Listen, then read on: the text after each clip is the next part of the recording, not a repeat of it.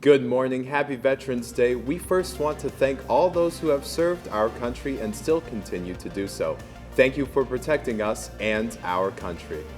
The weather is on the decline this weekend. See what to expect. Plus, we have the latest on now Tropical Storm Nicole. Get the coffee ready and open up those eyes, because you're waking up with Cardinal weather. From Ball State Unified Media, you're waking up with Cardinal weather, live from the Ball State Weather Center. Good Friday morning to you. You're waking up with Cardinal weather. I'm Oliver Moster. And I'm Jack Van Meter. Jack, Oliver? we are not usually at this day. No, this is a little weird. A little bit a little weird. strange. Hey, you know what else is weird? Please. These unseasonably high temperatures that we've been seeing. Unbelievable. I heard it's going to get colder, though. I did hear those whispers as well. Let's pass it over to Hope Kleitch with a first look at local weather. Jack, Oliver, those whispers are true. Those cooler temperatures are on the way. Looking at our current temperatures, hey, the blue is on its way here. You see 51 here in Muncie, 51 in Indianapolis, but 40s over to our west, and that cold air will be moving into our area later into the day today. Looking at those national temperatures, look at Billings, Montana right now, 13 degrees, and that cold air is moving its way into our area. Lucky for us, we won't be seeing 13-degree temperatures quite yet, but we'll definitely be on the cooler side. Looking at radar, a few spotty showers down to our southeast, but they're starting to move its way out of our area. Spanning out though, you see the remnants of Tropical Storm Nicole off to our east, and then this cold front, that's what's bringing all this cool air. That'll be tracking its way into our area. Coming up in my full weather forecast, I'm checking a cloudy Veterans Day along with that major cool down, and then rain and snow chances for the day on Saturday. I'll have all of that coming up in my full weather forecast. Thanks, Hope. Oh, thanks so much. Those cool temperatures, they're on the way, so, definitely want to break out that cold winter jacket and prepare for these cooler temperatures. Something I always like to say is layers. Oh, big time. Big time. Layers. Oh, love me a good Love layer. layers. Thanks again. Many resources are available for those in Muncie in need looking for some help, but sometimes it can be difficult to know where to look. A resource center was hosted in downtown Muncie on Wednesday to spread awareness of free programs in the area. The Community Resource Fair is a free event hosted by Commonwealth Church located in downtown Muncie. It's meant to provide addiction, health, financial, and legal resources to help to get those in need back on their feet. Newslink reporter Avery Johnson spoke with the region coordinator Chris Ray to figure out how these services benefit the community. The impact is if we can help one individual, we've helped the world, and every single person's significant differences and barriers are important to them, and we need to make sure that we're meeting every individual's need. Johnson was also able to speak with staff and members of the Recovery Cafe, which is a local program that helps those who are seeking recovery. Communications manager Abby Golva and cafe member Sean Cox spoke about their roles in the fair and how their program impacts Muncie. The group that we have right now is so special, and you can just see the genuineness of the love and support that we give each other. It's absolutely beneficial, meeting the people that I talk to that are from all walks of life. As we celebrate Veterans Day, we're taking a closer look at the veterans who need our help, those who defended us and our freedoms but have no home to call their own. The good news? The number of veterans experiencing homelessness is down, declining for more than a decade. Mike Valario spoke exclusively with the Secretary of Veterans Affairs about what's working as he shows us the volunteers committed to hope and homes for our veterans. Good morning. Are you a veteran? From tent to tent in the nation's capital, in the shadow of the grandeur of Union Station. No days wasted doing this job. No days wasted. Navy veteran Hector Lugo, who was once homeless himself, has a mission, searching for fellow vets who survive without a home. What branch of service have you served in? He finds one barely moving on the granite, foot outstretched as the world walks by. You know, I do have tears when I talk about them, when I'm talking to people who don't understand. The U.S. Department of Veterans Affairs says it's on track to meet its goal of housing 38,000 veterans this calendar year. Our outreach team goes out and engages veterans. We also provide supportive housing services. Ilana Marmon and Sharon Haddock explain there's a greater emphasis now on giving homeless vets a place to live first, rather than waiting for long-term treatment to be finished for possible substance abuse or mental health issues. The old school was veterans had to, be ready for housing. They had to be drug-free. With Housing First, we take you. If you're ready for housing, we get you into housing. Getting the number of homeless vets down to zero is the job of Veterans Affairs Secretary Dennis McDonough. So, Mr. Secretary, what do you think you've done differently to bring that number down? We aggressively work to identify by name our homeless veterans. Not only do we identify them by name, but we find out what it is that ails them and why are they in the situation that they find themselves. McDonough points to more money from Congress, funds helping to finish new homes for veterans like these studios and one-bedroom apartments at the VA in West Los Angeles. I think that the numbers, the amount of assistance that Congress has dedicated to this challenge and that local and state governments have dedicated to this challenge is new. There's no question about that. The message from the VA and from formerly homeless vets like Hector. I'm not going to quit on you because when you were out there and you were serving our country, you didn't quit on us. In Washington, I'm Mike Valerio reporting. It's an enduring promise spanning generations of service and sacrifice. No one left behind, the commitment of U.S. service members to return their brothers and sisters in arms home. That vow is on display this Veterans Day as military retirees and archaeologists excavate and return the remains of a World War II Marine. It's a far-reaching journey from a remote battlefield in the middle of the Pacific Ocean to the sacred soil of cemeteries here in America. Mike Valerio has the story. This is his steel helmet, totally corroded. It's a precious relic returned from the sands of what once was a lonely Pacific battlefield. That's a gold ring. Possessions from Don and David McCannell's uncle, Marine Corps Gunnery Sergeant Arthur Summers, an American hero they never knew. Do you have any memories from back then of just what your family said about Arthur? My mother said to me, my brother was killed in Tarawa and his body was never recovered. For 4 solid hours they pound Tarawa with high explosives. Tarawa, November 20th, 1943. It was a brutal battle during World War II. American troops confronting Japanese forces on a sandbar the size of the National Mall. It may seem like paradise in the middle of the Pacific, but it's a place replete with the ravages of war. Japanese cannons, bunkers, and stunningly, hundreds of unmarked graves, resting places with the remains of U.S. Marines and sailors killed nearly 80 years ago. When I said that I'm scarred, this is not a normal thing for somebody to be doing. Paul Schwimmer is a retired Army reservist and volunteer with the group History Flight. Its work is often solemn and scarring. Veterans and archaeologists digging on Tarawa since 2009 have helped the U.S. government identify at least 96 sets of American remains. Schwimmer remembers the remains of one of the first Marines he found. And if the kid that was staring me out of that picture was 16 years old, and I had the toughest time the next day. The remains of Sergeant Summers are among the latest discovered by History Flight. And here in East Wenatchee, Washington, a burial with full military honors for Summers. Killed at 27, his nephews and descendants now proudly looking on. The promise of no one left behind finally fulfilled. The thing about this that's important is that this is how we bury the dead. We do not leave them in the middle of nowhere. This is the best country in the world. And this is part of it. In East Wenatchee, Washington, I'm Mike Valerio reporting.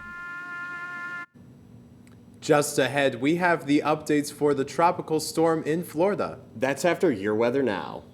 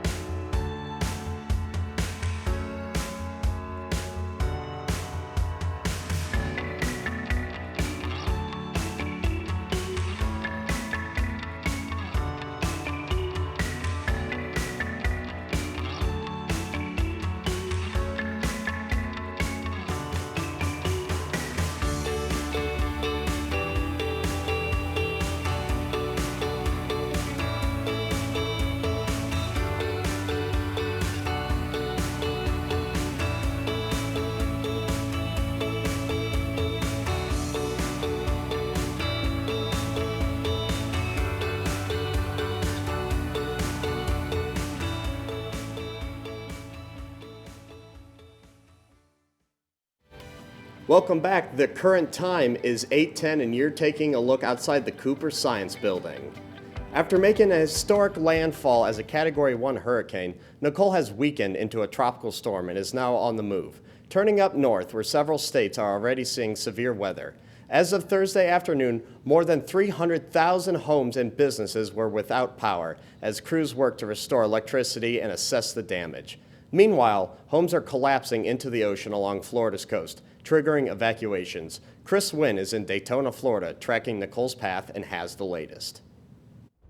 The waves just keep on coming. Nicole is on the move after becoming the first hurricane to make U.S. landfall in November in nearly 40 years. The storm system weakening as it goes north. Dangerous beach conditions will continue along the East Coast as a result of elevated tides. The threat of severe weather now stretching across at least 3 states. Florida, Georgia, and South Carolina bracing for possible tornadoes. Destructive wind and rain embedded within Nicole's outer bands. South Carolina already seeing the effects as streets in Charleston begin to flood. A coastal flood warning shall remain into effect as seas are expected to remain 2 to 3 feet above normal levels. Back in Florida, the damage is widespread. Some homes and buildings are collapsing into the ocean, triggering evacuations. Hundreds of thousands of people are without power. Flights are canceled, schools shut down. And in Lauderdale by the Sea, this portion of a pier partially collapsed. There's still some wind and rain happening out there. There's really no reason to be out there. Please take care of each other. But officials say it could have been worse, saying Nicole's peak winds coincided with low tide, which limited the storm surge and flooding on the shore, sparing some beach communities. It's safe to say that we dodged a bullet here in Indian River County. We're pleased that we have not received any reports of damage at this time. In Florida, I'm Chris Wynn reporting.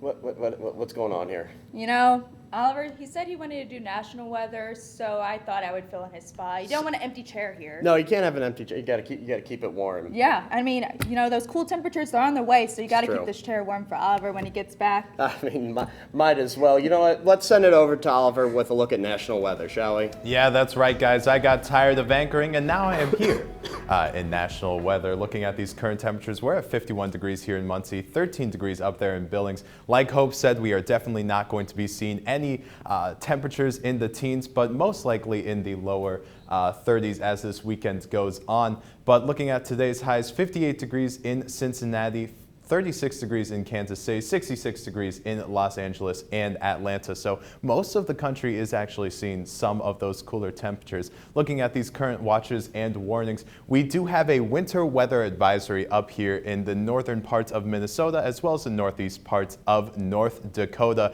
And as we move towards the eastern coast, we see this tropical storm warning here over most of North Carolina as well as southern parts of Virginia and northern parts of South Carolina, as well as some coastal warnings. That's due to the remnants of Tropical Storm Nicole. Now looking at the rest of the nation, what we are expecting to see here on the radar. Again, a couple of winter storms here in Colorado and especially up there in northern Minnesota. And we do see that large line of precipitation associated with a cold front that is making its way into Indiana tomorrow and tonight. But again, here, looking at those remnants of Tropical Storm Nicole, we do see that it is moving more northernward and definitely staying a little bit to the east of us here in Indiana. But again, those cooler temperatures are going to be affecting the entire nation. As we can see here with the 6 to 10 day outlook, we are seeing below average temperatures, especially here in the central Midwest and even rounding out here throughout the rest of the region. The only place that we're going to be seeing above average temperatures down there in the tip of Florida. So yeah, again, those colder temperatures throughout the entire nation.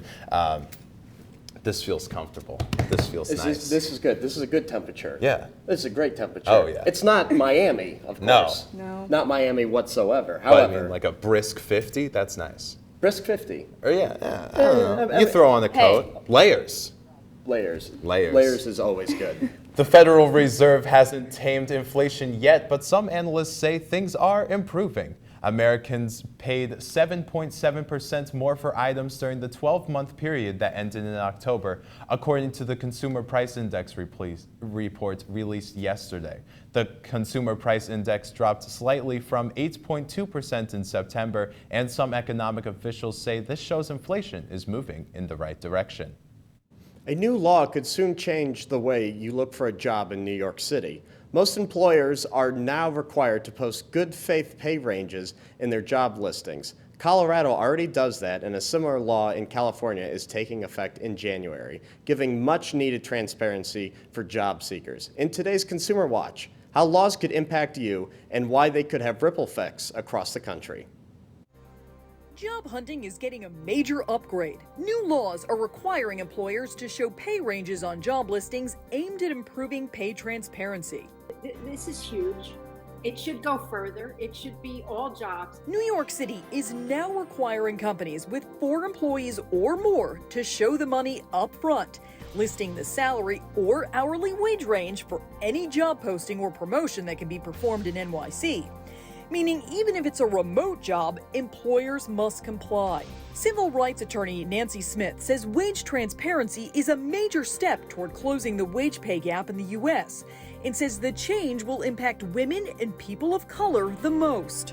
94% of jobs have a wage pay gap, and still in 2022, women make 83 cents on the dollar. Colorado put a law like this on the books last year, and in California, a similar law goes into effect on January 1st for employers with at least 15 employees. Experts say the new laws will be far-reaching since they affect 2 of the most populous areas in the U.S., which have many remote workers.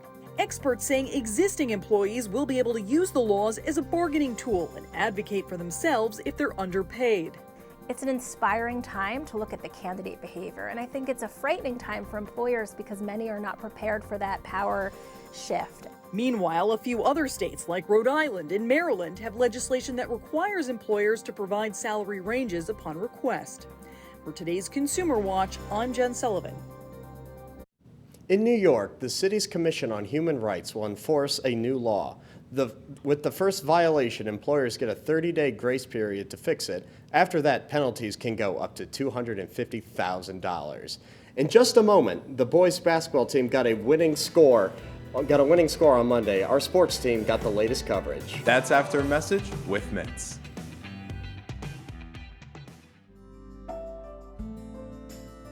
Riding the bus is an easy thing to do. Last year, we carried 60,000 riders from the Ball State area. 50,000 of those were students.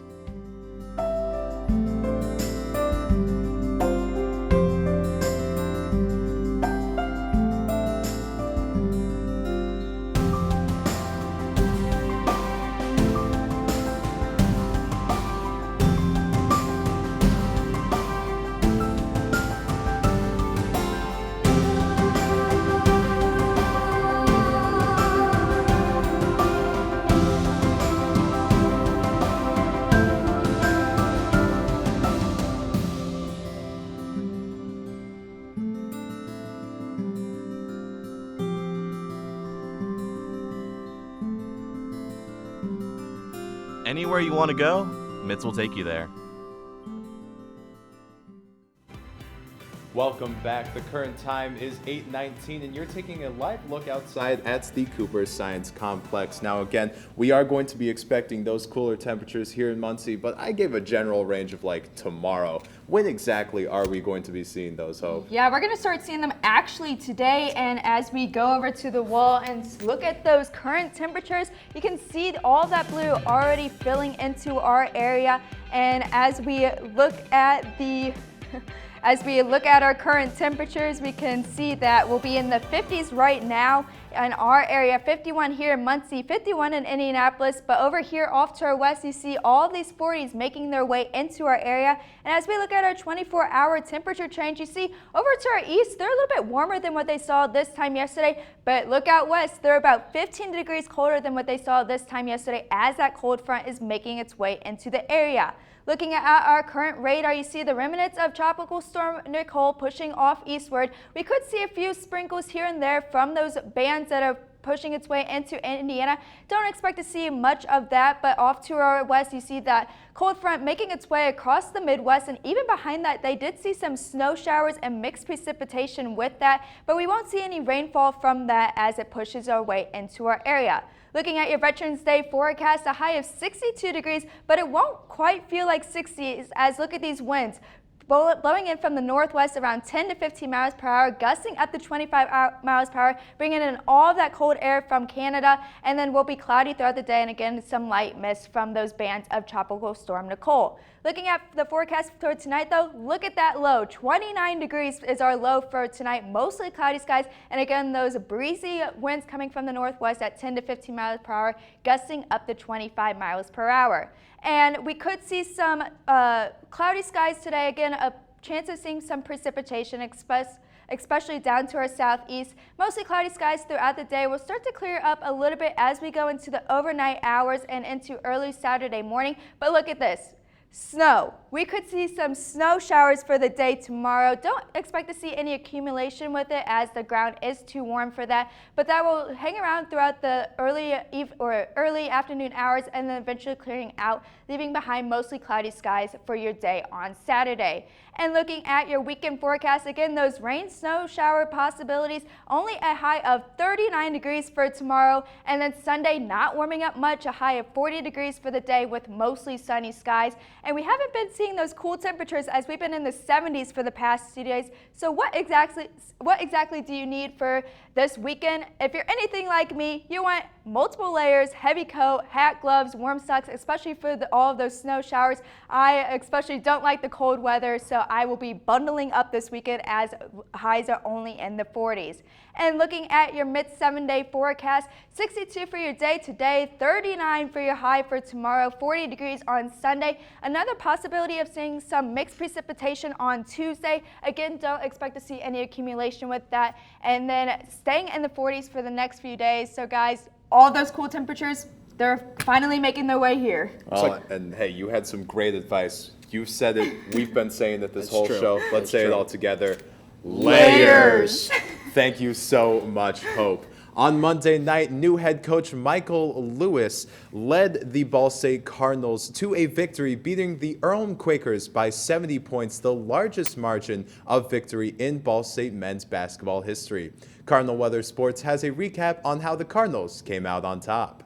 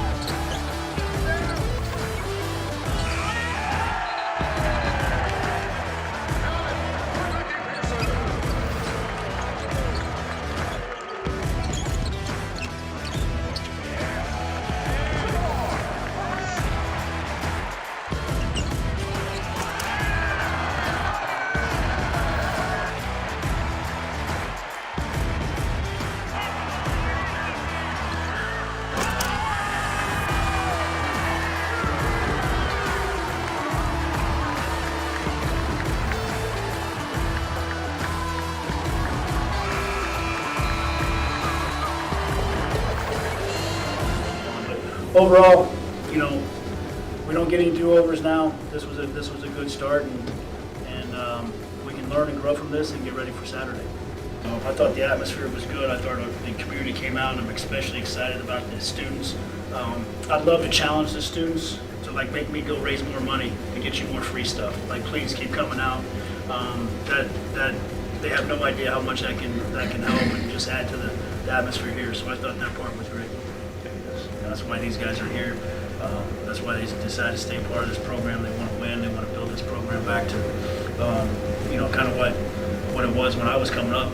You know, when I was in high school, you know, competing for MAC championships. And there's no reason why this university is not doing that. And if we're going to do it, it's going to start with the defense and then taking care of the ball and taking good shots. And this is not the best version of this basketball team tonight. You know, I hope we're better on Saturday, then I hope we're better the next week, and so on. But we got to continue to build and grow, and I think tonight was a good start. The Cardinals will travel to Indiana State to face the Sycamores tomorrow at 2 p.m. In just a moment, Wordle is making some changes. See what new rules they have and how it's going to change the way you play. That's after your weather now.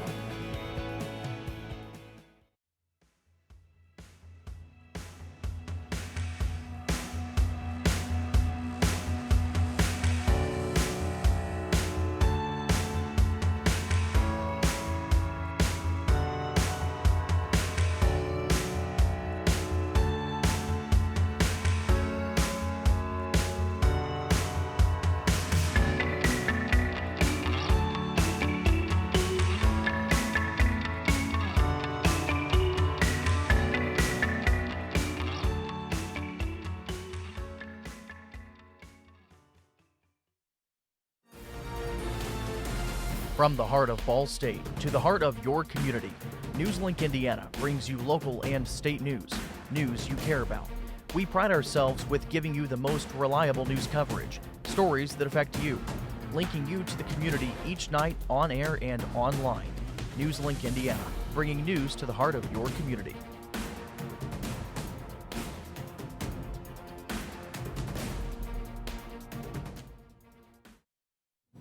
This rare T-Rex skull is going up for auction next month, and it could become one of the most valuable fossils ever. The auction house Sotheby's says it's expected to fetch a whopping $20 million.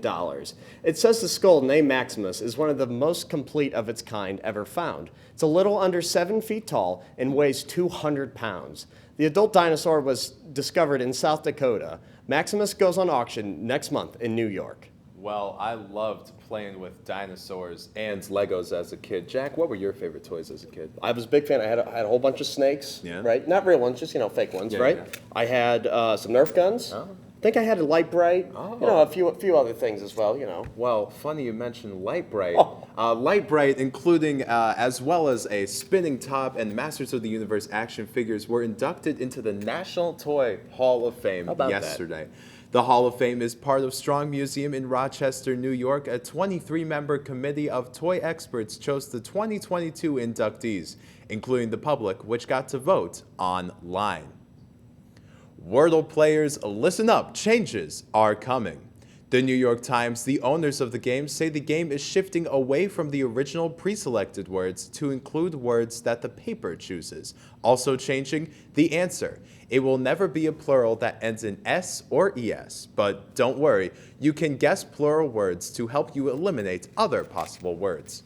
The New York Times bought Wordle for, quote, low 7 figures earlier this month. Wendy's has announced a new sweet offering for the holiday season. Starting Tuesday, a peppermint-flavored Frosty will be available for order. Peppermint is Wendy's third new Frosty flavor in the past 16 years. It will replace the strawberry flavor. And nothing sounds better than grabbing one of those new Frosties and checking out the new Rockefeller tree. This tree will be the symbol of Christmas this year in New York. After being cut down yesterday, it will be transferred to Rockefeller Center tomorrow, where it will proudly stand. The tree is 83 feet tall and commands attention. It will be lit at the end of the month. It was donated by a local New York City family. Hope, let's take a look at that final weather one more time, Yeah, shall you're mentioning Christmas trees. Well, winter-like temperatures are on their way. Great. I mean, I don't know if you consider 40s winter-like, but they're winter-like to me. Too cold for me. 39 for your high on Saturday with mixed precipitation, rain and snow, clearing up for Sunday and Monday, but chance of mixed precipitation enters the picture again on Tuesday. Highs only in the 40s, but look at those lows in the lower 20s. So definitely want to layer up as you guys go outside if you plan on going outside at all. Of course, of course. Absolutely. Well, that's all for Cardinal Weather this Friday morning. Thank you for joining us. We'll see you next Friday. Have a great rest of your day and a fantastic weekend.